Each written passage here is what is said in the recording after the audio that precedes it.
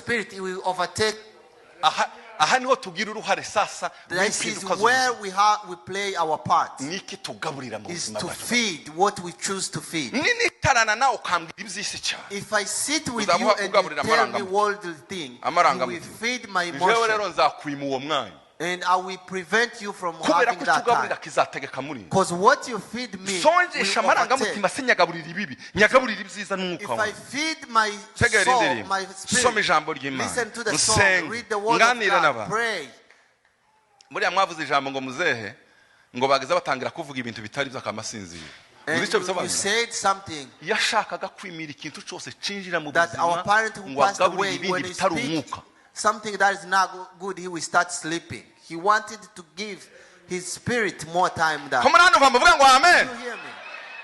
Munemerere sinshaka gushira isoni. Allow me. Nababwiye ngo ndababwira iby'umwuka yambwiye. I want to tell you what the spirit has Iyo uje told me. gukora icyaha cy'ubusambanyi. When you got to do a sin of sexual immorality, abahanga mu busambanyi those who are- ntabwo yotereta ngo yumve ko mukora icyo cyaha ubwaho azabanza akakuganirira. they will first talk to you and win your Abahanga ba attention. specialist kakuganiriza The specialist into sexual immorality, nta wundi muntu musa. they will tell you how beautiful you are. Akakujyana ahandi mukareba ibi n'ibi. They will take you some places and see something.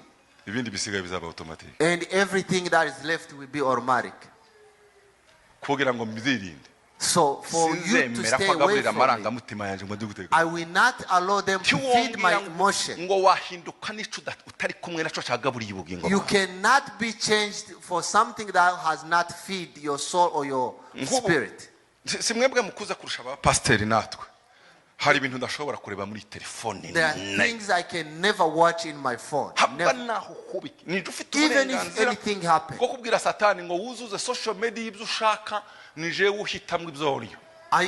tell Satan, feed anything you want on social media, but I have a choice to pick what I want to watch. Are you listening? There is a process of transformation. You have to allow it and take your part. I'm not in seminar, but those who wants to hear, they listen. Praise God.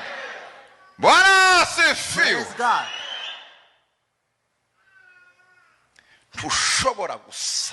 You cannot look like what is contrary from what you eat. I want to ask you, if a person has malnutrition disease, what do they give them? They feed them. Where do they put it? Do they put it outside? They cook it, prepare it, and feed it inside. As you feed the inside, and the outside will keep changing. What you enter inside will come outside. So what they put on the body, what does not change the body. But what goes into you will look like you.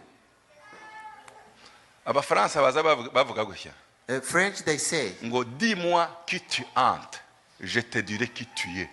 Tell me who. Tell me